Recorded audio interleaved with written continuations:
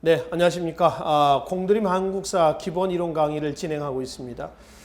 제가 지난 시간에 고려 문벌기적사회의 성립부터 붕괴가 되는 무신정변까지의 정치적인 내용들을 살펴봤습니다. 자, 이 시간에는 고려 정치사 마지막 부분입니다. 고려 대관계 내용을 살펴보기로 하겠습니다. 여러분들 교재는 206쪽 고려 대외관계를 10세기에서요, 14세기까지의 흐름 속에서 살펴보기로 하겠습니다. 조금 우리가 한국사의 흐름을 좀 정리하기 위해서요, 고려 이전의 대관계를 간략하게 정리 좀 하고 넘어갑시다. 4세기부터 한번 볼까? 4세기. 삼국시대죠. 왜 4세기부터 시작을 하냐면은 삼국이라고 하는 얘기는 4세기 이후에 나옵니다. 아시죠? 삼국 중에서 이제 신라가 마지막 고대국가 대열에 들어선 시기가 몇 세기예요? 4세기 아닙니까? 고구려 2세기 태조왕, 3세기 백제 고이왕, 4세기 신라 내무랑, 그렇죠? 그래서 4세기 때 삼국이 형성이 돼서 4세기 때 삼국왕의 주도권은 누가 잡냐면 백제가 잡았습니다. 백제 4세기 근처 광대 때를 중심으로 해서 한강을 차지하고 있었던 시기를 얘기를 합니다. 그래서 백제를 중심으로 보시면 되고요. 5세기는 고구려를 중심으로 해서 보시면 됩니다. 장수왕 평양천도 이후에 중원 고구려비를 세웠을 때까지 한강을 고구려가 장악했던 시기예요. 그죠? 자, 6세기로 갑니다. 6세기는 신라가 삼국왕의 주도권을 잡았던 시기입니다. 진흥왕대 때를 중심으로 해서 진흥왕대 때에 4개의 순수비 있었죠. 마을령, 황초령, 북한산 순수비, 창령비에서 이 순수비를 중심으로 해서 신라가 대팽창을 했던 시기를 얘기합니다. 그리고 7세기에서 10세기까지 이건 남북국 시대 때의 대관계였죠. 통일신라, 대동강 원산만 이남에서의 그 이북에서의 발해 역사까지 해서 우리가 남북 시대 대관계를 살펴봤습니다.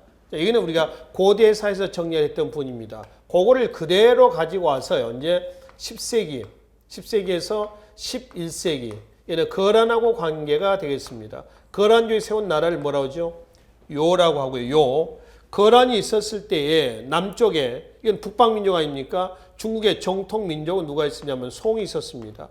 송은 북송과 남송으로 나눠지는데 앞에 나오는 송이 북송입니다. 그리고 7세기, 10세기 때 남북국 시대 때의 중국은 어디냐 그러면은 어디였죠? 당이죠, 당. 당 다음에 어디죠? 송이 나오는 거죠. 그죠?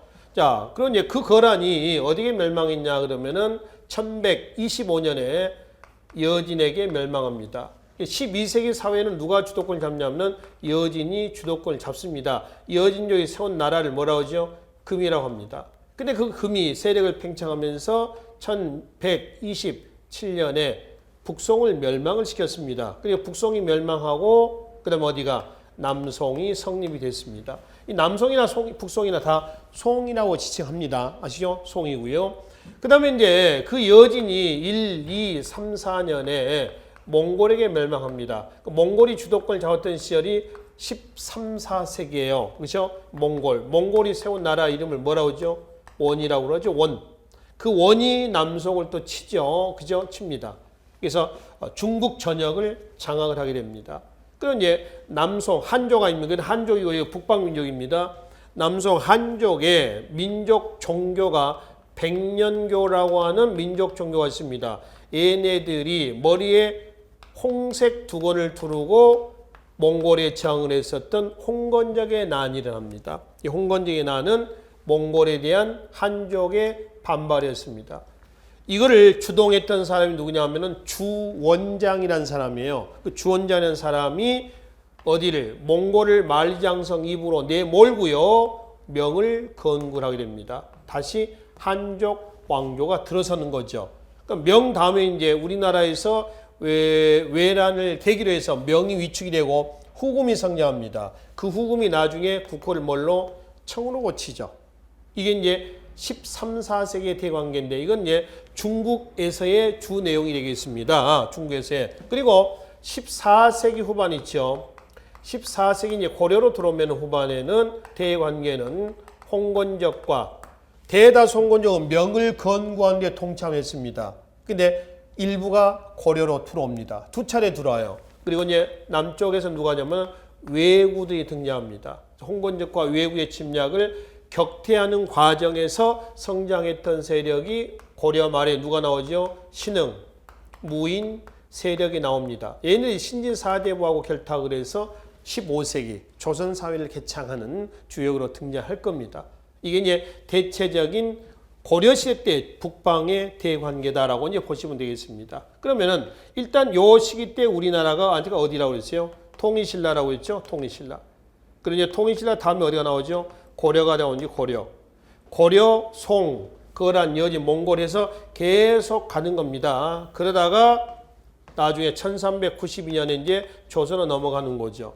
조선에서 가다가 이제 여기를 나누는 기준이 됐던 외란입니다. 1300, 1592년 외란을 기점으로 해가지고 바로 우리나라는 근세에서 근대로, 그 다음에 중국은 명에서 청으로, 외란의 당사자국이었던 일본은 에도 마쿠로, 그러니까 도요토미 히데요시에서 도쿠가와 이에야스 마쿠로 바뀝니다. 일본은 정권이 바뀌고요. 우리는 사회가 바뀌어요. 근세에서 근대로, 중국은 왕조가 바뀝니다. 이게 외란이 가져다 준 결과에 해당되겠습니다. 자, 우리는 일단 여기서 고려의 대관계니까요. 고려의 대관계 여기서 여기까지를 중심으로 해서 살펴보기로 하겠습니다. 기본적인 고려의 대외 정책의 기본 방향은 뭐냐 그러면은 친, 송, 북, 진이다. 송과의 친선 관계는 고려 광종제 때예요.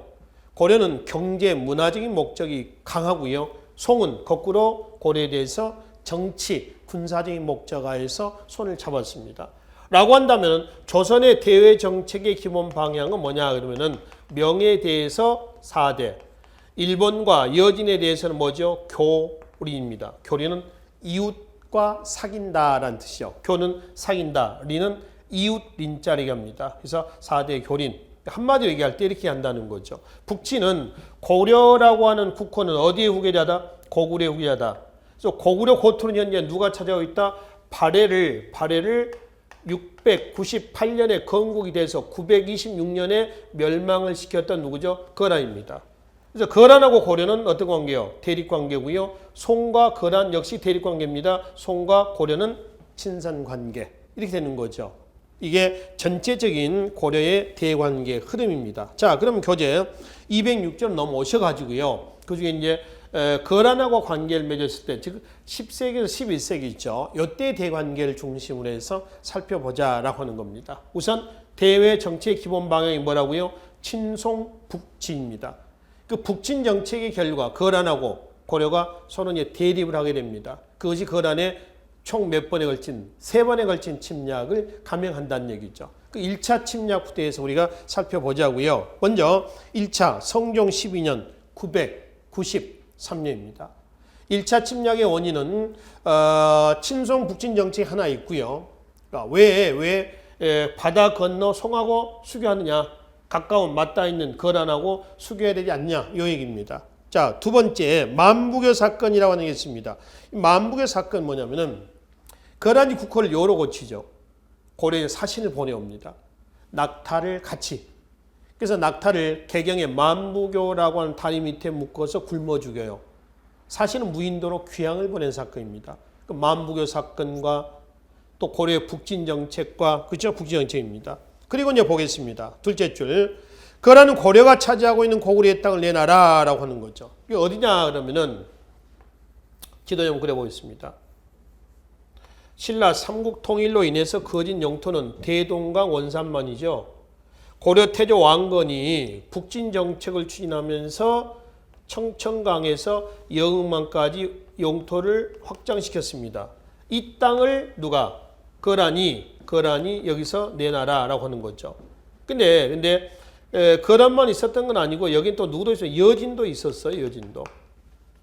그러니까 여기서 이제 실제로 이제 여진이 이런 정도로 차지하고 있고요. 요 정도로 이제 거란이 또 차지하고 있습니다. 중국은 북송이 있죠.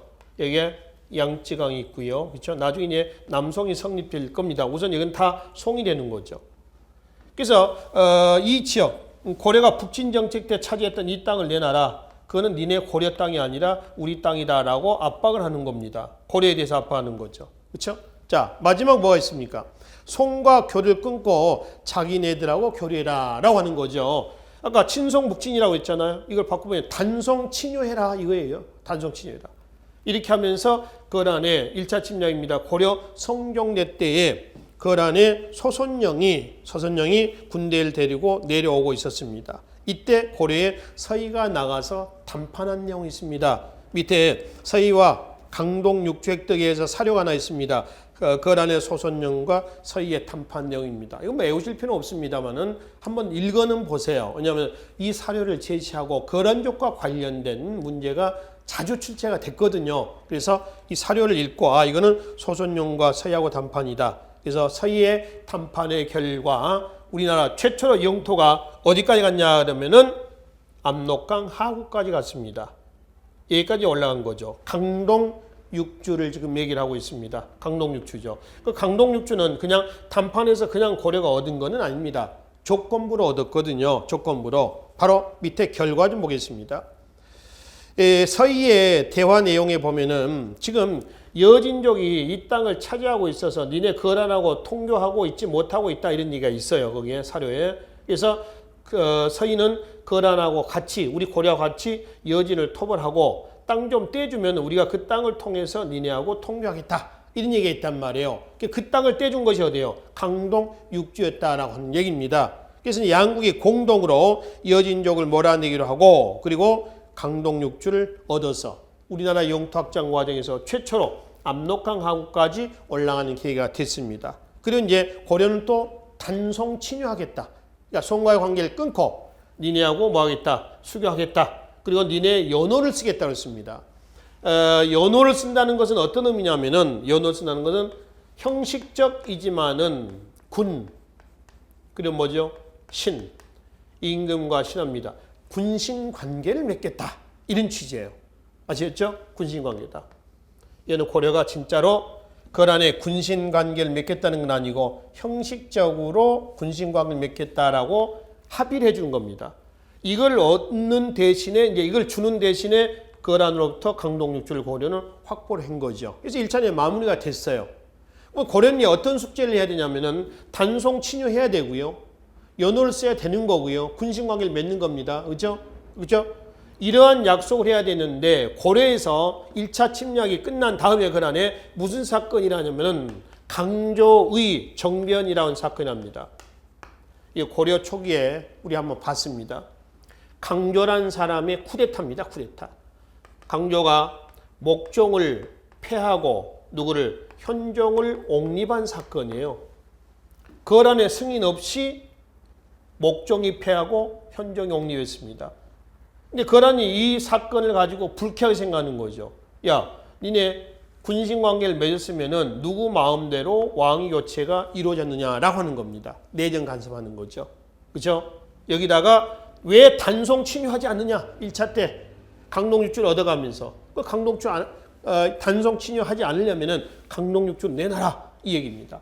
이렇게 하면서 거란의 성종이 군대를 데리고 들어옵니다. 이게 2차 침략이에요. 우측에 207쪽에 살펴보겠습니다. 현종 즉위하자마자죠. 1년 1010년 성종이 40만 대군을 데리고 들어왔다라고 했습니다. 이때 수도 개경이 함락되고 현종은 나주까지 피당합니다. 전라도 나주거든요. 그러니까 판이 굉장히 위급했던 상황이었다는 걸 알 수가 있습니다. 그리고 양규란 사람이 이때 이제 싸우다가 포로가 되기도 했었습니다. 결국 고려 현종의 입조를 줬거나 마지막 철수했다라고 하는 겁니다. 그건 왜냐하면은 자 거란이 계속 내려옵니다. 수도 개경을 함락을 시켰습니다. 현종은 나주까지 피난을 갔습니다. 근데 이때 전쟁은 계속 내려온 것만이 능수가 아니라 항상 퇴강로를 확보를 해놔야 됩니다. 근데 서북 쪽에서 자꾸 길이 막히는 거예요. 그래서 거란이 고려의 현종과 합의를 하는데 현종의 입조라면 현종이 직접 조공을 가지고 짊어지고 와서 갖다 바치겠다라고 하는 겁니다. 그 입조를 조건을 해가지고 거란이 철수를 합니다. 그래서 이제 마무리가 됐어요. 그럼 현종이 이제 입조를 해야 되는데 또 고려 현종이 입조를 해요, 안 해요? 안 한단 말이에요. 그래서 이제 거란이 왜 입조하지 않느냐? 그리고 강동 육주 이제 내놔라. 희망이 없다는 거죠. 그래서 이제 이거를 요구하면서 거란에 누가 소선영 다음에 들어왔었던 소비아비가 들어옵니다. 이게 1018년 현종 9년이에요. 이거를 강감찬 등이 1019년에 귀주에서 막아냈습니다. 이걸 우리가 귀주 대첩이다라고 하는 거죠. 그래서 거란과의 충돌은 총 몇 차례인가요? 고려하고 3차례입니다. 자, 1차 때 서희의 강동 육주 확보, 2차 때 양규 등의 활동이 있고요. 3차 강감찬의 귀주 대첩이 있었습니다. 그래서 결국 3번에 걸친 전쟁에서 고려는 판정성을 거뒀습니다. 판정성을 거뒀죠. 이게 거란하고의 3번에 걸친 침략의 결과입니다. 자, 밑에 전란의 영향을 좀 보겠습니다. 고려와 송과 거란 세 나라의 팽팽한 세력 균형 유지입니다. 즉 거란, 고려, 송 이 세 나라입니다. 아직 이어지는 세력이 형성되지 않았습니다. 채 커지지 않았다. 아주 미미한 세력이었다라고 하는 거죠. 그리고 거란과 외교 관계가 맺어지고요. 그죠? 그리고 이제 거란과 경제 문화적인 교류가 행해집니다. 아울러 고려는 국방 강화 측에 일하면서 나석을 축조합니다. 나석은 거란의 2차 침략 때 개경이 함락됐다고 그랬죠. 그래서 개경 주위를 둘러싼 성입니다. 나성입니다. 나성. 나성은 바깥 외자를 써서 외성이라고도 일합니다. 외성. 아시겠죠? 그러니까 도시 전체를 둘러싼 성이에요. 참고로 그 안에 있는 성은 내성이라고 합니다. 다른 말로 있을 제자입니다. 제성이라고 해서 이거는 그 나성 안에 있는 성을 제성이라고 그래요. 이건 강감찬의 건의로 개경에 현종대 때 쌓은 성입니다. 자, 뒤로 가겠습니다. 천리장성이 축조가 됐는데요. 거란의 침략 이후에 압록강 하구에서 동해안의 도련포까지입니다. 근데 거란의 3차 침략 위에 축조했다고 해서 단순히 거란의 침략만을 막자는 건 아니고요. 이 천리장성은 여진의 침략도 막자는 겁니다. 이때는 여진도 세력을 키우고 있었거든요. 우리 한국사에서 천리장성은 우리가 일전에 부여성에서 요동반도 끝 7세기 때에 고구려가 당의 침략을 막기 위한 천리장성이 있었죠. 연개소문. 그리고 여기는 이제 고려장성이라고도 그러고요. 또는 고려 천리장성이라고도 얘기를 합니다. 11세기 중엽에 압록강 하구에서 동해안의 도련포까지 거란, 여진의 침략을 같이 막자라고 하는 천리장성이에요. 그리고 감목 양마법이라고 있죠. 현종대. 군마 확보를 위해서. 이건 평상시에는 농가에 말을 줘가지고요. 농경에 이용을 하게 하고요. 그러니까 유사시에는 군마로 징발하는 겁니다. 그러니까 국가에서 말을 키우는 재정적인 비용을 감축할 수가 있는 거죠. 그렇죠? 근데 농민들이 말을 농경에 많이 이용을 하겠습니까? 유사시에는 징발해야 되는데. 그러니까 농경에 이용한다라기보다는 말을 키우게 하는 거죠. 잘 먹이고 훈련을 시켜가지고요. 불시에 전쟁이 터지면은 징발할 수 있는, 스탠바이 할 수 있는 그러한 체제를 유지하게끔 했던 겁니다. 이게 감목 양마법이 되는 것이죠. 그 다음에 이제 불력에 의해서 거란의 침략을 막자. 이렇게 해서 초조 대장경을 초판하고요. 7대실록은 고려왕조 실록이에요. 태해정광경성 목종실록까지입니다. 불력에는 문화적 우월감을 과시하기 위해서 대장경을 왕조실록을 편찬했는데 현재는 남아있지는 않습니다. 물론 위에 초조 대장경도 일부만 남아있어요. 현재 남아있지는 않고요. 다. 그래서 결국 3번에 걸친 고려의 거란의 침략을 막아냄으로 인해서 고려는 할 수 있다라고 하는 자신감을 얻었고요. 이거는 고려 북진정책 추진의 원동력 역할을 하게 됐었다라고 하는 거죠. 이게 거란하고의 3차례 걸친 침략의 결과물이 되겠습니다. 자, 그러다가 이제 그 거란이 여진에게 멸망했습니다. 몇 년이라고 했어요? 1125년에 멸망했는데 그 여진족의 명칭부터 잠깐 보고 갑시다. 그 표를 보시면요. 208쪽입니다. 숙신, 음루, 연맹 왕국 시대 때는 이렇게 불렀습니다. 우리가. 자, 삼국시대 때 물길, 통일시대 때 말갈, 고려 때 여진, 조선 초기에는 야인, 만주, 이 후금이고요. 나중에 국을 뭘 고친다고요? 청으로 고쳤습니다. 아시겠죠?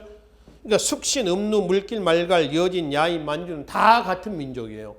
시기에 따라서 부르는 명칭만 달랐다라고 이제 보시면 되겠습니다. 아시겠죠? 그러면 그 여진의 성장 과정을 좀 보겠습니다. 원래 이 여진은 고려를 부모의 나라로 섬겼었습니다. 그러니까 고려로부터 조공을 갖다 받아가고요. 또 특산을 갖다 바치고 이랬었단 말이에요. 근데 이 여진이 1세기부터 이제 서서히 성장해 나가는 겁니다. 물론 거란이 있었을 때가 되겠지만은 그죠? 성장해 나가죠. 그러다가 208쪽입니다. 고려 12세기 때 돌아가지고 10에 들어서 완颜부의 추장 영가 우야소라는 사람이 있죠. 이 영가 우야소 등이 여진족을 통합을 해서 팽창해 이제 고려에 갔다가 이제 진상하는 게 아니라 고려를 침략해 가지고 노략질해 나가는 그런 정도로 성장합니다. 그래서 12세기 고려 숙종대 때입니다. 숙종대 때. 자 봅시다.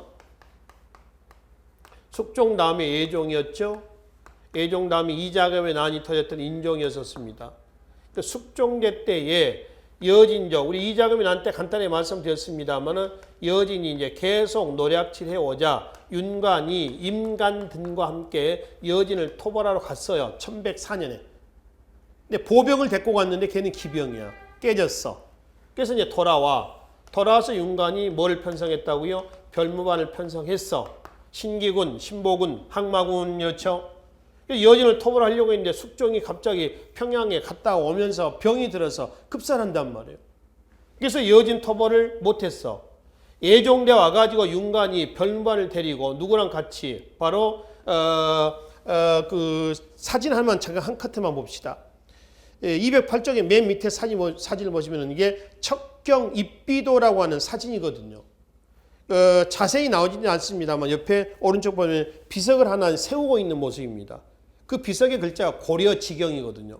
그 옆에 보면 텐트가 두 개가 있습니다. 그렇죠? 천막이 두 개 있는데 위에 있는 천막과 밑에 있는 천막이 있어요. 위에 있는 천막이 좀 크죠? 하얀 천막 말이에요. 밑에 있는 좀 작습니다. 위에 천막 안에 앉아있는 사람이 누구냐면 윤관이고요. 이때 같이 갔던 사람이 밑에 있는 천막 안에 있는 사람입니다. 그 사람이 누구냐면 오연총입니다. 오연총.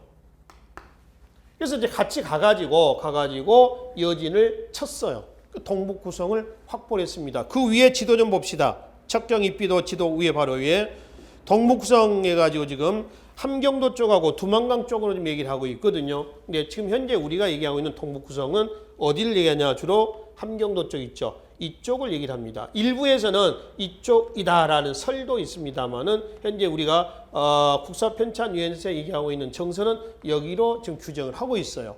그래서 확보를 했어. 언제? 1107년에 확보를 했습니다. 근데 이제 여진이 이 땅을 뺏긴 거 아니에요? 그래서 돌려달라는 요구와 이거를 개척하고 돌아왔던 파평 윤씨 세력에 대한 다른 문벌귀족의 견제 등으로 인해서 1년 반 만에 돌려줬습니다. 1109년에 돌렸죠. 그러니까 동북 구성은 1107년에서 1109년까지 유지가 됐었던 거죠. 그럼 여진의 입장은 봅시다. 여진은 1109년에 돌려받아가지고 1115년에 아골타라는 사람을 중심으로 해서 어디를? 금을 건국을 했습니다. 그래서 팽창해 나가는 거죠. 그리고 이제 1125년에 어디를 치냐면 거란을 멸망을 시켰습니다. 여진이 거란을 멸망시킨 거죠. 그러니까 여진 세력이 이제 커져 나가는 겁니다. 그렇죠? 그다음 이제 1126년에 고려에 대해서 4대를 요구를 했습니다. 이때 고려는 누구였냐면은 인종대 때였고요. 아울러 인종대 때에 외척으로서 득세하고 있었던 누구요? 이자겸이 있었죠. 이자겸이 수락을 해버렸어요. 그리고 나서 이자겸이는 제1000타를 목적으로 인종을 독살할 정도, 독살을 하지는 못했습니다만 독살을 해서 왕위를 찬탈하려다가 실패한 뭐가 되었죠? 이자겸의 난이 터졌었습니다. 실패로 끝났죠. 경훈의 씨가 몰락을 하고, 그치? 그리고 이제 이어서 1135년에 묘청의 서경천도 운동이 터졌습니다만 실패로 끝나고, 그 다음에 이제 이 두 사건의 결과물이 1170년에 무신정변으로 터져서 고려 문벌교육 사회는 막을 내리게 했던 거죠. 이건 고려의 상황입니다. 다시 중국으로 가겠습니다. 그래서 금이 1126년에 고려 4대 요구를 했고요. 4대 수락을 했습니다. 그래서 나중에 이제 이 사건에 당시 묘청과 김부식은 여진의 4대를 하냐 마냐, 묘청 하지 말자, 치자, 김부식은 아니다, 하자, 이런 얘기였었죠. 다시 여진, 금으로 좀 들어가겠습니다. 1127년에 어디를? 북송을 멸망을 시켰습니다. 북송이 멸망하면서 어디가 성립했죠? 남송이 성립이 됐었죠. 그렇죠? 그래서 이제 여진 세력이 이제 여기뿐만 아니라 여기까지 확보를 했죠. 여기 이제 어디가 나온 거죠? 남송이 있었습니다. 양쯔강이나 남송이 있었죠. 그러다가 1, 2, 3, 4년에 멸망을 합니다. 어디에 멸망했냐면은 몽골, 원에게 멸망을 했죠. 특히 송나라 입장에서 우리가 이 묘청의 서경천도 운동 때 말씀드렸잖아요. 송은 고려의 정치 군사적인 목적에 손을 잡았다고 그랬죠. 고려는 경제 문화적인 목적에서 손을 잡았고, 그래서 북송의 마지막 황제가 흠종이었는데 정강이라고 하는 곳에서 납치가 됐어요. 여진에게. 그거를 우리는 1127년에 정강의 변이라고 그랬습니다. 그래서 이제 북송은 야, 우리 황제가 납치가 됐는데 니네 고려 같이 연합해서 여진을 치고 우리는 우리대로 흠정을 데려오고 니네는 니네대로 고구려 고토를 회복하자. 그래서 고려 내에서는 그러자 해서 묘청 하지 말자 해서 누구? 김부식이 있었단 말이에요. 이해되시죠? 여기까지. 그다음 이제 결국 얘네들이 주도가 돼서 묘청, 서경, 천도운동이 일어났는데 결국은 어떻게 했어요? 실패로 끝난 거였었죠. 이게 이제 묘청의 서경, 천도운동이었었습니다. 그래서 중국사하고 한국사는 이러한 연계를 가지고 정리하시면 되겠습니다. 그리고 13, 4세기 이후는 누구? 원나라. 이 원과의 관계가 이제 고려 후기의 대체적인 관계로 접어든 관계가 되겠습니다. 자, 이게 지금 208조 여진하고 여진 즉 금이죠. 여진하고의 관계요. 209조까지의 내용이 되겠습니다. 자, 그리고 이제 맨 밑에 13, 4세기입니다. 어디에 온 게죠? 몽골입니다. 원과의 관계가 되겠습니다. 이거 한번 봅시다. 여진이 있고요. 남송이 있고요. 고려가 있었을 때 몽골은 어디에 있었냐면 여기에 있었습니다. 몽골, 원이죠. 원, 몽골입니다. 이 원은 원래 이제 부족별로 흩어져 있었는데 태무진이라는 사람이 태무진, 징기스칸입니다. 태무진이 부족별로 흩어졌던 몽골족을 통합을 해가지고요 동진하는 겁니다. 들어오죠. 들어와서 여진, 이 금이죠. 여기를 쳤어요. 이때가 언제냐면은 아까 말씀드렸죠. 1, 2, 3, 4년입니다. 여기죠. 1234년이요. 그렇죠? 1234년. 1234년이라고 한다면 상정고구 매문이 인쇄가 됐던 해이기도 합니다. 1, 2, 3, 4년. 현재 남아있지는 않습니다만은 이규보의 동국 이상국집에 보면은 금속알자로 인쇄했다는 기록이 남아있는 자료는 이제 기록만 남아있는 책이에요. 그래서 이제 1, 2, 3, 4년에서 몽골이 여기까지 이제 장악을 한 거죠. 여기까지 장악했습니다. 몽골이 여기에 위치를 하고 있는 거죠. 여기는 양쯔강 이남에는 아직은 누가 있어요? 아직은 남송이 있었습니다. 그렇죠? 남송이 있습니다. 남송은 한족입니다. 몽골이죠. 남송의 유학은 성리학입니다. 한족이 아니면 다 이단음사로 배척을 하는 그런 성리학이 남송대 때 주희에 의해서 만들어졌단 말이에요. 그래서 이제 몽골이 세력을 팽창을 하면서 남송이 결국은 어디에게? 몽골에게 병합이 됐어요. 남송도 멸망합니다. 중국은 몽골이 다 장악을 했습니다. 됐죠? 여기까지. 자, 이제 한반도 고려로 한번 들어봅시다. 그래서 이제 몽골하고 이제 고려는 원래는 아무런 관계가 없었어요. 그런데 어떤 사건을 계기로 해서 두 나라 관계가 엮어지게 됐냐라면은 바로 교재 좀 보겠습니다. 강동성의 역이라는 사건이 있습니다. 210쪽에 한번 봐봐요. 1219년 강동성은 어디냐면 평양의 동쪽에 있는 성이에요. 평양 동쪽에 있는 성이 강동성이란 말이죠. 근데 강동성의 역을 보기 전에 그 위에 대요수국하고요. 대진국이라고 하는 나라가 있습니다. 어디냐면은 이 분인데요. 여기를 좀 클로즈 좀 해보겠습니다. 지도에서 다시. 자, 이게 이제 고려가 있고요. 그러니까 중국은 이미 이제 몽골 원이 있죠. 그 다음에 압록강 중류 쪽에 누구냐면은 1216년에 대요수국이 건국이 되어 있었습니다. 그 다음에 이쪽에 누가 있냐면은 대진국 또 동진국이라고 그랬죠. 역시 1216년에 건국이 되어 있었어요. 여기도 1216년입니다. 13세기죠. 대요수는 거란이 거란. 거란이 아까 여진에게 멸망했지 않습니까? 1125년에 멸망을 했습니다. 그 거란족에 의해서 건국된 나라가 대요수국이 압록강 중에 걸쳐 있고요.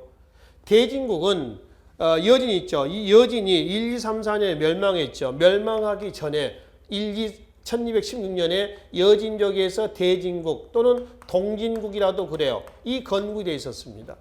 이게 지금 몇 세기 때냐면 13세기 때의 국제정세라고 보시면 됩니다. 그래서 이제 결국 대요속이 대진국하고요. 그 다음에 고려죠. 고려하고 그 다음에 어디죠? 몽골이죠. 원 사이에 끼어 있습니다. 끼어 있으면서 자꾸 노략질하는 거예요. 거란이. 얘는 이제 고려에 총 2차례 걸쳐서 내려옵니다. 1차 때 내려온 걸 막아냈죠. 2차 때는 뭐 제천까지 내려온 것을 고려의 김취려가 막아낸 기록이 있습니다. 1차입니다. 1차 때 제천까지 내려온 걸 고려의 김취려가 막아낸 기록이 있단 말이에요. 막아냈어. 다시 또 내려옵니다. 내려오니까 안 되겠다. 얘를 쳐야겠다 해서 또 치러 올라갑니다. 2차 때 치러 올라갔는데 피해를 보고 있었던 누가? 대진하고요. 그 다음에 몽골이 합세를 합니다. 같이 합세를 해가지고 대요수국 얘네들 평양의 동쪽 성에다가 가둬가지고 세나가 연합해서 토벌을 합니다. 그거를 강동성의 역 또는 강동의 역이라고 합니다. 이게 1219년이에요. 강동의 역입니다. 강동성의 역이다. 그 토벌하고 나서요. 고려는 거란족을 다 죽인 건 아니고요. 뿔뿔이 찢어놓습니다. 일부는 함경도, 일부는 뭐 강원도 이런 식으로 해체시켜 놓죠. 그래서 거란족들이 살았던 그 마을을 거란장이라고 그래요. 거란장. 마당장차입니다. 거란장이라고요.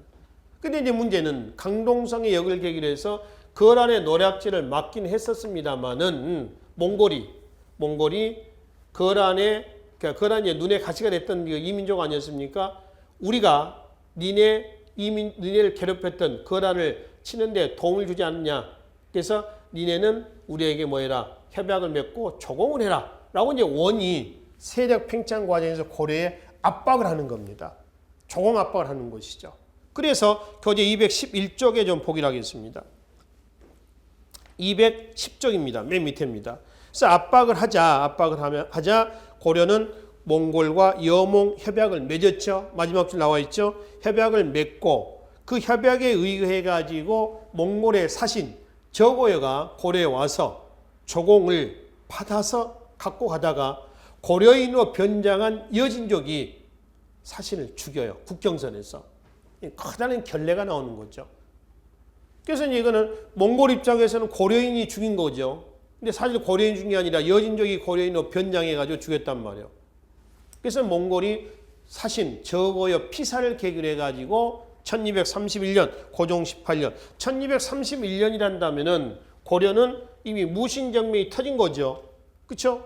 1231년이라면 누구 때냐면은 무신정권 최후 때입니다. 최후 때. 이때가 고종 18년이란 말이에요. 최후의 이름이 최의라고 있죠. 최의. 원래는 최의예요. 최의인데 당시 고종 이름이 왕이란 말이에요. 왕이. 그래서 왕의란 말이에요. 그래서 최우 왕우입니다. 왕우인데 최의인데 최의라고 하지 않고 최뭐라고 하죠? 우라고 한다는 거죠. 다시 제가 착각했습니다. 최우라고 한다는 거죠. 최의라고 하지 않고 그렇죠? 이제 최우는 왕의 이름하고 겹쳐 있어요. 그러니까 최왕의인데 원래는 최우라고 얘기를 한다라고 하는 겁니다. 아시겠죠? 왕의 이름하고요 같이 쓸 수가 없습니다. 그리고 한자가 달라도 왕의 이름하고 한자가 달라도 발음이 같잖아요. 그러면 왕의 이름하고 겹쳐서 사용할 수가 없습니다. 그러니까 우리는 이제 원래 이름은 최의인데 의가 이제 왕의란 말이에요. 왕 고종의 이름입니다. 최우라고 일반적으로 얘기를 한다라고 하는 것이죠. 그래서 이제 최우 집권기 때입니다. 요때에 1231년이란 말, 1차 침략이 단행했던 요식입니다. 몽골의 살리타가 내려옵니다. 살리타, 장수죠. 1차, 2차 때 내렸던 애가 누구냐면 이 살리타입니다. 자, 근데 1차 침략의 결과 좀 보겠습니다. 무신 정권은 몽골의 요청대로 강화를 맺고 몽골군은 물러가면서 고려 40여 개 성의 다루가치, 옆에 보충 설명이 있습니다. 다루가치는 곡물 징수 관리대 갑니다. 뒤에 치자 붙습니다. 치. 한자는 붉을 적자죠. 몽골어로 발음할 때는 치라고 합니다. 우리말로 해석하면 사람입니다. 사람. 그래서 곡물 징수를 위한 관리 뭐 이런 정도 해석할까요? 다루가치를 고려 40여 개 성에 설치를 해놓고 얘네들이 이제 곡물을 징수해가지고 몽골에 갖다 바치는 거죠. 그래서 이걸 두고 돌아갔다라고 하는 겁니다. 이제 돌아가서 1차 침략이 끝났어요. 이때 이제 최후 집권기 때입니다. 근데 이제 몽골이 무리한 금은 등의 곡물을 요구합니다. 안 되겠다. 싸워야겠다. 그래서 1232년 고정 19년에 수도를 개경해서 어디로? 강화도로 옮긴 거예요. 강화도로 옮겼다. 수도 옮긴다는 거다. 싸우겠다는 거예요? 아니면 항복한다는 거예요? 싸우겠다는 거죠. 그러니까 강화천도는 항몽이고요. 그 다음에 개경환도는 항복 이렇게 해석을 하시면 돼요. 그래서 갔어. 가서 이제 전후 총 몇 차례? 6차례에 걸친 침략을 받은 거죠. 그 6차에 걸친 침략을 받으면서 육지는 엉망이 되는 겁니다. 즉 왕실은 어디에 있어요? 강화도에 있단 말이에요. 그래서 강화도에 있었던 문신들이 차라리 이럴 바에는 다시 개경으로 가자. 항복하자. 근데 무신 정권은 끝까지 저항을 하는 겁니다. 저항하던 문신들이 죽여요. 마지막 무신 집권자가 누구였죠? 이면의 아들 임유무였죠. 죽이고 문신들에 의해서 개경환도가 탄핵이 됐습니다. 이때가 몇 년이었어요? 1270년입니다. 원종대 때입니다. 원종. 그래서 1270년 개경환도는 항복을 의미하고요. 이 개경환도의 주체였던 문신의 개경환도에 반발했던 무신들이 삼별초 항쟁을 일으켰다. 그래서 1273년에 종식이 됐다고 그랬죠. 강화도, 진도, 제주도 이렇게 흘러가는 거죠. 그렇죠? 주로 섬을 통해서 저항을 합니다. 1270년에서 1273년까지 저항했다라고 하는 것은 굉장히 오랜 기간이에요.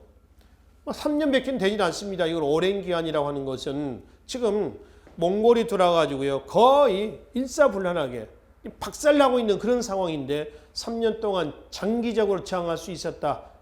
그러니까 예를 들면 한 3개월이면 끝날 판인데 3년 정도 간 겁니다. 이거는 몽골의 지배, 몽골의 수탈에 반발했던 또 불평불만이 많았던 누가 민중들이 적극적으로 도왔다는 겁니다. 그리고 지배층의 수탈로 인한 또 몽골 침략 때 지배층은 몽골의 침략에 저항한 것보다는 오히려 농민들부터 수탈해서 몽골에 갖다 바치는 이러한 지지부진한 그러니까 정부로서의 기능을 못했잖아요. 이때 이제 당시 백성들은 어떤 입장이었느냐? 삼별초에 적극 저항하는 겁니다. 삼별초에 적극 동참하는 겁니다. 그래서 반정부, 그 다음에 반외세 뭐 이런 기치가 나와겠죠. 그래서 1213년에 제주도에서 결국은 토벌이 됩니다. 토벌이 되면서 최후의 항몽운동이 막을 내리면서 어디로 간다? 원간섭기, 자주성 실현기로 넘어간다. 여기서 이제 극복해 나가는 과정이 고려 후기에 충렬왕부터 누구 때까지? 공민왕 때까지. 그 공민왕 다음에 우왕, 창왕, 공양왕. 그리고 이제 조선이 건국되는 이런 과정이 된다라고 하는 것이죠. 그렇죠? 자, 그래서 이제 211쪽에 넘어와서 총 6차에 걸친 침략인데요. 1차, 2차 한번 봐봐요. 2차 때 들어왔던 사람이 누구예요? 살리타입니다. 2차 때 살리타가 지금 경기도 용인입니다. 처인성 전투에서 죽습니다. 처인 부곡민들이 향부곡 소할 때 부곡입니다. 처인 부곡민들이 막아냈어요. 그렇죠? 살리타를 죽였던 2차 때 처인 부곡이 그 공로를 높이 평가받아서 뭘로? 바로 처인 현으로 승격이 됩니다. 그러니까 소가 뭐가 됐다? 현이 된 거죠. 공주 명학소가 충순현이 됐듯이 그러니까 특색령 구역민이 구역이 없어지고요. 양인 집단으로 승격이 된 겁니다. 이때 활동했던 사람이 누군가 좀 봐봐요. 김윤우입니다. 근데 밑에 5차 때 보면 김윤우가 충주에서도 나옵니다. 이 김윤우가 승려예요, 승려. 그래서 이거는 호국불교의 의미라고 우리가 불교 관계에서 말씀을 드렸었죠. 그리고 2차 때 문화재 피해 좀 볼까요? 초조대장경과 교장 속장경을 얘기합니다. 교장이 불탔고요. 일부만 남아 있습니다. 그리고 이제 3차 침략 때에 황룡사 9층 목탑이 소실되고 초조대장경과 교장이 소실된 이후에 8만 대장경 이때부터 이제 조판이 시작이 됩니다. 제조대장경이라고 하는 것은 다시 조판했다고 해서 제조대장경이다라고 얘기를 합니다. 아셨죠? 그리고 4차 암호관, 그 다음에 5차 김윤우 역시 나오죠. 충주입니다. 6차 때에 이면이 진천에서 격퇴됐습니다마는 몽골에 의한 20년간의 침략, 그러니까 1600 몇 년가와 1254년이죠. 1254년이라고 한다면은 1차 몽골 침략이 아까 몇 차 있었죠? 1232년이었죠. 그러니까 최후가 집권하고 나서 바로 다음에 이 1231년에 침략을 해가지고 32년에 강화도로 수도를 옮겼고요.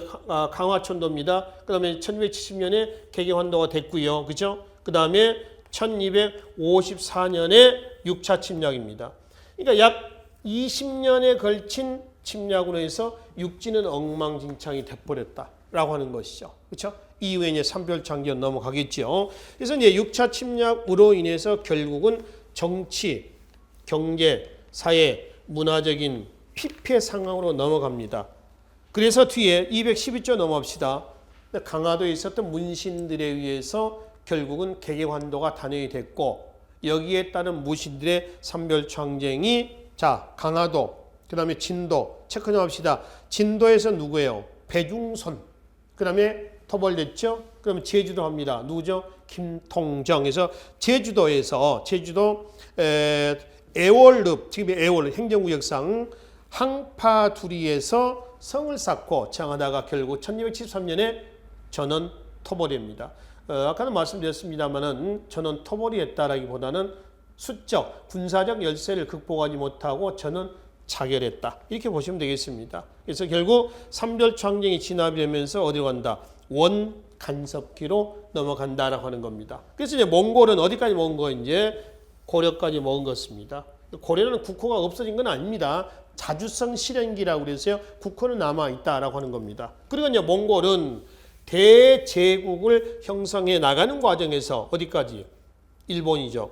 일본 원정을 단행합니다. 중년왕대 때 두 차례 걸쳐서 단행이 됐죠. 1차 일본 원정 기구 맨 밑에 둔전경략사 탐나총관부입니다. 둔전경략사는 이 군마, 그러니까 수송을 목적으로 하는 거고요. 탐나총관부는 삼별창경을 진압하고 나서 몽골이 제주도에 설치했던 제주도 관할 관청입니다. 근데 탐나총관부만 있는 건 아니고요. 우측에 쌍성총관부하고요. 동룡부도 있습니다. 쌍성총관부는 위치가 어디냐면은 이쪽입니다. 동북쪽이고요. 그 다음에 동룡부는 서북쪽입니다.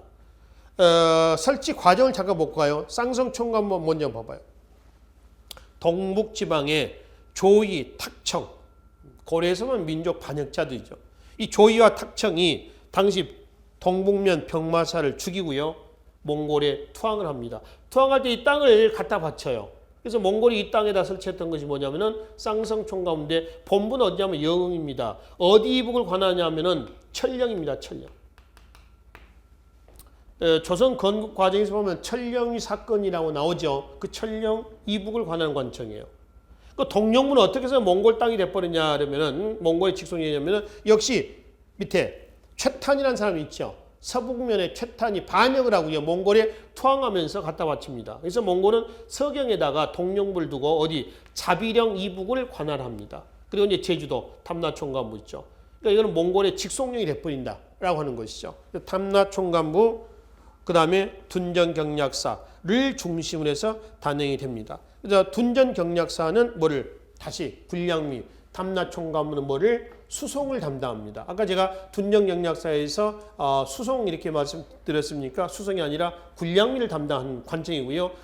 탐나총관부에서는 제주 가면 조랑말이 많죠. 이때 몽골이 갔다가 이식시켜 놓은 겁니다. 그래서 조랑말을 키우고 그 조랑말을 통해서 수송을 담당하고요. 둔전경략사는 군량미를 담당하는 관청입니다. 몽골의 1차 원정기구예요. 자, 실패로 끝났습니다. 태풍과 질병과 일본은 막부 시대거든요. 무신정권 시대예요. 이 막부, 가마쿠라 막부 때거든요. 가마쿠라 막부, 무로마치 막부, 그 다음에 에도 막부 이렇게 넘어갑니다. 그래서 이 가마쿠라 막부의 무신정권의 강력한 저항과 태풍과 질병으로 해서 실패로 끝났어요. 여기에 이제 들어갔던 비용은 전부 고려나 남송의 어떤 말이라든가 또는 뭐 식량이라든가 이러한 재원들이 총동원이 됐었습니다. 두 번에 걸친 일본 원정을 통해서 고려의 정치 경제적인 손실은 이루 말할 수가 없었다라고 일하는 것이죠. 자, 충렬왕 7년에 2차 정벌이 있습니다. 2차 일본 원정 기구를 뭐라고 그래요? 정동행성이라고 그래요. 원래 명칭은 정동행성이 아니고요. 정동행 중서성입니다. 이거 약자입니다. 정동, 동쪽을 정벌하는 관청, 이런 정도에 해석하시면 되겠습니다. 2차 일본 원정 기구인데 역시 실패로 끝났습니다. 그리고 이제 원나라 세조, 쿠빌라이 칸입니다. 원나라 세조 즉위 이후에 사후에 일본 원정은 중단이 돼요. 그리고 고려 경영에 열을 올리게 됩니다. 근데 일본은 결국 원 지배를 받지는 않습니다. 그래서 고려까지만 원 지배를 받죠. 여기가 바로 13, 4세기 때 원나라의 영토입니다. 세계사에서 가장 넓은 영토를 차지했었던 나라이기도 합니다. 그러니까 원나라 이전, 지금 현재까지 원나라 이후까지 해서 이만큼 넓은 영토를 차지한 나라는 없어요. 여기만이 아니거든요. 러시아의 모스크바 쪽까지 갑니다. 아라비아 쪽까지 간다. 지금 현재 세계에서 가장 넓은 영토를 차지한 나라는 어디예요? 러시아죠. 러시아 영토가 가장 크죠. 네, 러시아보다 큽니다. 우리가 시각적으로 지도를 잠깐 봅시다. 지도를 어디를 보자면은 210쪽에 봅시다. 그게 이제 몽골 제국의 최대 영역 해가지고요. 그죠? 지금 유럽까지도 가잖아요, 유럽. 이 대제국을 사한국이라고, 4개 한국입니다. 한국이라고 하는 건 뭐냐면은 황제가 다 다스리지 못하니까 아들들을 보내가지고 군주 한자입니다. 아들 보내서 통치하는 거죠. 차카타이 한국, 일한국, 킵차크 한국, 오고타이 한국, 그리고 몽골 제국, 지금 중국 땅이죠. 이렇게 있습니다. 그러니까 이만큼 넓은 땅을 차지했던 나라는 역사 속에서 몽골 이전에도 없고요, 이후에도 없었습니다. 근데 단명했습니다. 왜냐하면 피정복 민족에 대한 강압적인 수탈과 탄압입니다. 그래서 한족으로 구성된 남송 한족 아닙니까? 한족의 민족 종교였던 백년교라고 하는 종교가 있습니다. 얘네들이 몽골의 수탈에 저항을 했습니다. 머리에 홍색 두건을 두르고 이게 이제 홍건적이다 아니에요. 홍건적의 난을 주동했던 주원장이 명을 건국을 했고요. 대부분 홍건적은 명을 건국하는 데 동참했는데 일부가 고려 말에 공민왕대 때에 고려로 내려옵니다. 2차례 내려왔죠. 이거를 격퇴하는 과정에서 얘네들이 성장했고요. 남쪽에는 또 누가 들어오죠? 왜구들입니다. 그래서 북로 남외라고 그래요. 이때. 그래서 얘네를 격퇴하는 과정에서 얘네들이 성장했으며 얘네들이 고려 말에 개혁 세력이었던 신진 사대부하고 결탁을 해서 조선 건국의 주역으로 성장하게 됐었던 거죠. 자, 이런 의미예요. 자, 계속 보겠습니다. 213쪽 보겠습니다. 고려는 원래 부마국지로 전락했다는데 부마란 얘기는 임금의 사위, 그러니까 뭐 임금의 딸, 공주의 남편을 얘기합니다. 왜 고려가 몽골의 사위가 됐느냐라고 하는 겁니다. 고려의 왕비가 다 몽골의 공주들이거든요. 그래서 부마국 체제다. 이렇게 일합니다. 그러니까 부마국의 지위에 걸맞게 밑에 표 있죠. 관제라든가 칭호가 한 단계 격이 낮아지는 겁니다. 원간섭이 낮아지는 거고요. 뒤로 가겠습니다. 뒤에 몽골의 고려에 대한 내정간섭 기구로서 여러 가지 기구도 있죠. 뭐 정동행성, 그대로 보시면 됩니다. 이문소, 사법기관이죠. 다루가치, 공물징수기구, 관청입니다. 관청이기도 하죠. 순마소, 감찰기관이죠. 독로화, 한자는 독로화라고 씁니다. 이 몽골어로 읽을 때는 뚫루게라고 그래요. 뚫루게.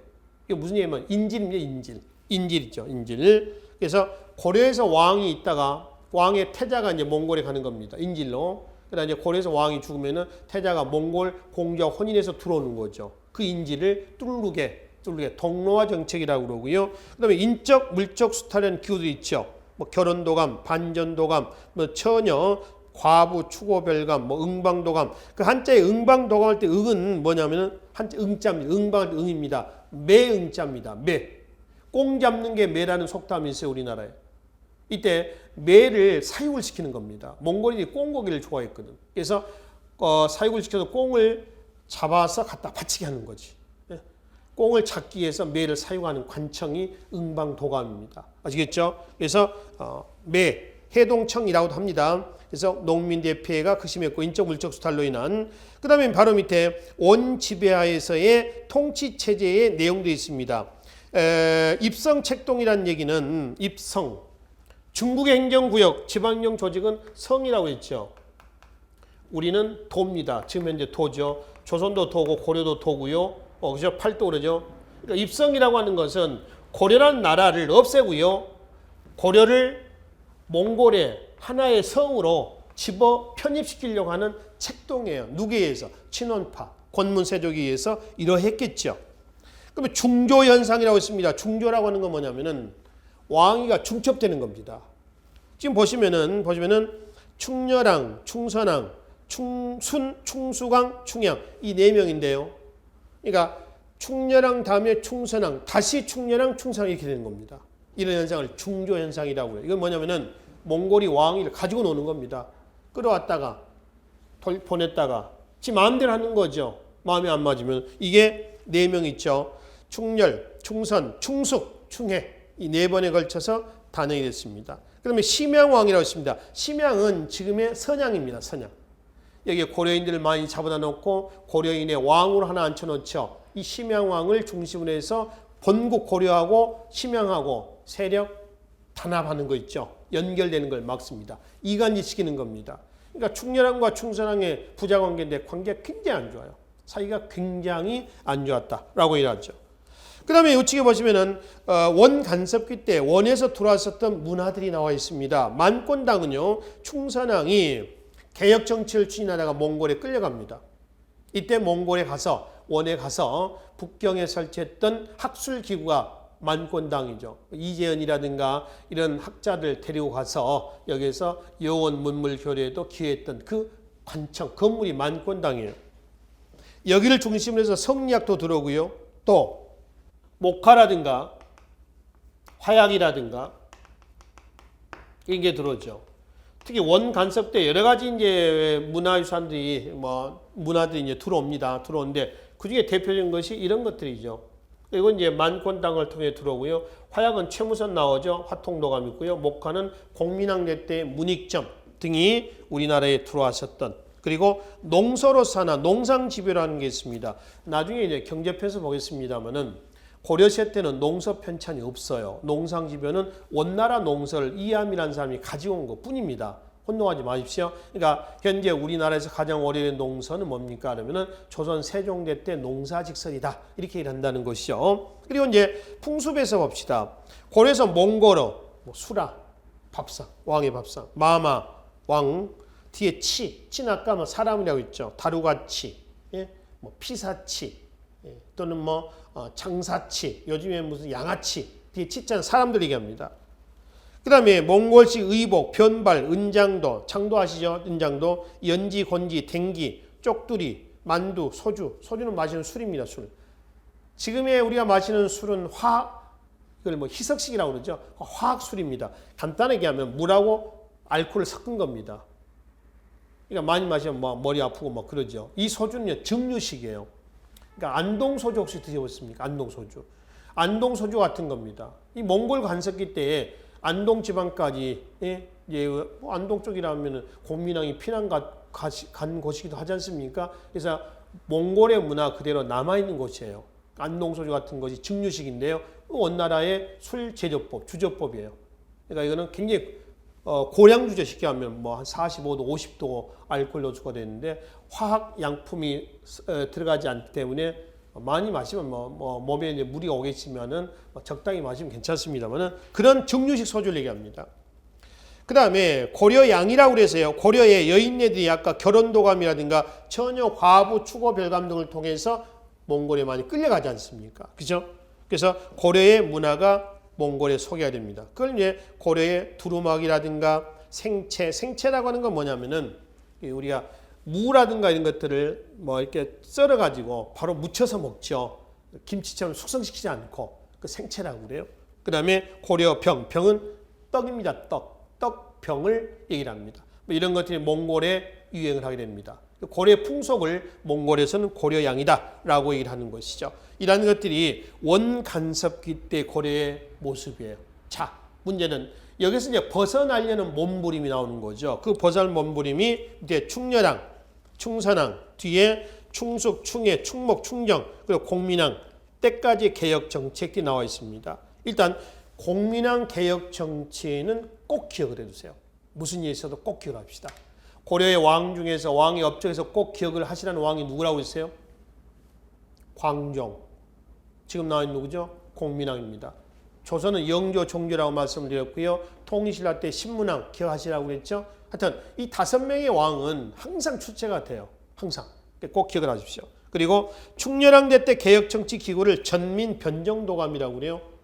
변정은 바로잡는다는 뜻이고요. 그리고 밑에 나와 있는 것들이 다 충렬왕대 때 개혁정치 내용들입니다. 그래 보시고요. 충선왕의 개혁정치 기구를 사리몬이라고 해요. 사리몬. 아시겠죠? 그리고 밑에 재상지정을 발표했다고 했죠. 재상지정은 이제 고려의 왕실의 공주들이 타성에 시집을 가게 되는 건데요. 족내혼이 아니라 이제 족외혼이 되는 거죠.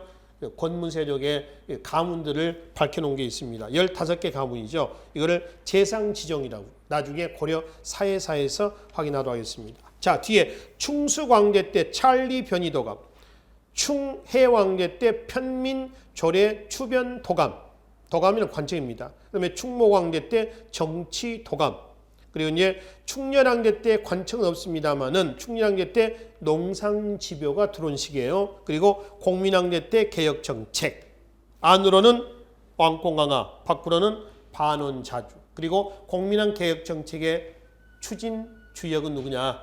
신진사대부입니다. 그래서 신진사대부들이 공민왕대 때 개혁정책을 추진할 수 있었던 시대 배경은요. 원이 홍건적의 난원에서 지고 이걸 계기해서 명이 흥기할 때 이때를 계기로 해서 얘네들이 개혁정치를 추진했습니다. 그래서 안으로 밖으로의 개혁정책을 구분해서 좀 봐두십시오. 먼저 반원자주정책에서 친원파 숙청에서 친명정책까지, 우측에 왕권 강화 정책에서 정방 폐지, 그 다음에 군사조직의 재편, 전민변정도감의 설치 등이 있었습니다. 그러나 개혁정치는 실패로 끝났어요. 내우외환 속에서 실패로 끝났거든요. 그러면 개혁정치의 실패 요인이 여러 가지가 있습니다. 그중에서 가장 큰 것은 첫 번째입니다. 개혁 추진 세력의 미약입니다. 그러니까 어느 시대나 개혁정치라고 하는 것은 개혁정책을 추진해야 될 주역이 성장해야 된다. 형성이 된다는 거죠. 여러분들 근현대사에서 1884년 갑신년에 갑신정변이 일어나죠. 성공했나요? 실패했죠. 실패 요인은 뭔가요? 급진 개합화 세력의 미비입니다. 이것이 가장 큰 요인이다 라고 일하는 거죠. 마찬가지입니다. 하나 주의하실 게 있습니다. 자제위라고 하는 게 있습니다. 자제위는 공민왕 개혁 정치가 아닙니다. 공민왕의 실정입니다. 실정. 궁궐에 아주 예쁜 남자애들로 구성해가지고요. 공민왕이 왕이 쾌락을 즐기는 이런 변태적인 쾌락을 즐기는 그런 기구이지, 공민왕 다음 중 공민왕 개혁 정치에 해당하는 설명으로서 맞는 것은 틀린 것을 했을 때 자제인은 개혁 정치가 아니다. 실정이다. 실정. 잘못한 거죠. 그러다 이제 공민왕이 결국 암살이 되죠. 그래서 실패로 끝났습니다. 그럼 누가 나오나요? 우왕, 창왕, 그 다음에 공양왕, 그 다음에 이성계가 등장해서 조선이 건국되는 과정으로 넘어갈 거란 얘기입니다. 아시겠죠? 자, 이게 13, 14세기 어디예요? 몽골하고 관계예요. 마지막 이제 고려 대관계는 홍건적과 예구입니다. 홍건적은 아까 말씀드렸죠? 걔네들이 그렇게 해서 대부분 명을 건국하는 데 동참했는데 고려 공민왕대 때 두 번에 걸쳐 들어왔고요. 뒤로 하겠습니다. 왜구들은 공민왕 우왕대 때 극심했다. 그래서 이러한 홍건적 외국의 침략을 격퇴하는 과정에서 성장했던 세력을 신흥 무인 세력이라 한다. 특히 외국의 침략을 격퇴했던 무인들 잘 매치점 시켜 놓으실래요? 218조입니다. 최영, 홍산대첩, 부여입니다. 최무선, 진포대첩. 여기서 최초는 이제 화약과 화포를 사용했다는 거죠. 이성계, 황산대첩, 정지, 관음포대첩, 그리고 박위, 대마도 토벌입니다. 조선 세종대 때 이종무의 대마도 토벌도 있습니다. 혼동하지 마시고요. 고려 말 창왕대 때 대마도 토벌은 누구? 박위가 되겠습니다. 우리가 보통 홍건적 외구의 침략으로 인해서 고려 말에 민생이 굉장히 어려워졌다라고 얘기를 합니다. 그렇죠? 근데 바로 밑에 사료가 있습니다. 사료는 염두에 읽어보십시오. 홍건적과 외구의 침략으로 인해서 과연 어떠한 상황, 어떤 일들이 일어났는가라고 하는 것을 사료를 통해서 읽어보시면은 우리가 야, 이거 대단했구나라고 하는 것을 알 수가 있었던 거죠. 특히 공민왕이 홍건적 침략 때 말이죠. 안동까지 피난을 가잖아요. 안동 쪽에는 공민왕의 흔적들이 많이 남아 있어요. 그래서 우리가 그 고려시대 때에 그 특강에서도 말씀을 드렸었습니다만은 안동에 가면 안동 노다리 그 발기라고 하는 안동 지방에 무형 문화재가 있단 말이에요. 그러니까 공민왕이 안동에 피난을 갔을 때 개천을 건너야 되는데 다리가 없어. 안동 지방의 여인네들이 개천에 쭉 서서 허리를 굽혔어. 그러니까 기억자로 되는 거예요. 사람의 그 등을 밟고 이제 건너갔다는 겁니다. 그걸 기념한 것이 안동 노다리 밟기로 현재 이어지고 있고요. 그다음에 이제 개경으로 귀경을 하다가 안동 봉정사에 영주 부석사에 들려서 부석사 무량수전이라고 하는 현판도 누가 써요? 공민왕이 쓴 겁니다. 그래서 이제 개경으로 갔더니 개경에 가서 궁궐이 들어가야 되는데 궁궐이 홍건적 침략으로 해서 불탔단 말이에요. 그래서 이제 바로 옆에 있는 궁궐 바로 옆에 있는 앞에 좀 봅시다. 교재 217쪽으로 보시면은 맨 위에 보충에 흥왕사라고 하는 게 있습니다. 그래서 개경 옆에 있는 흥왕사에 잠시 머물렀을 때 공민왕을 또 죽이려고 하는 이런 사건도 있습니다. 그게 흥왕사의 변이에요. 결국 그러다가 자제의 출신의 관리들에 의해서 아픈 이쁜 미소년들이 하고 있습니다. 걔네들에 의해서 결국 암살이 되면서 실패로 끝나는 이런 과정이 있었습니다. 그래서 안동 지방은 공민왕의 흔적이 많이 남아있는 그런 곳이기도 합니다. 그래서 홍건적과 외구에 의한 피해 상황은 218쪽에 사료를 좀 읽어보시면서 여러분들이 이해를 좀 하시면 되겠습니다. 그래서 이 시간에는 고려 10세기에서 14세기까지 전개가 된 대외 관계를 살펴봤고요. 고려 정치사 내용은 이걸로 마무리 좀 하도록 하겠습니다. 다음 시간에는 고려 중세 경제사, 주로 이제 토지 제도라든가 경제 내용을 중심으로 해서 살펴보도록 하겠습니다. 다음 시간에 뵙겠습니다. 수고하셨습니다.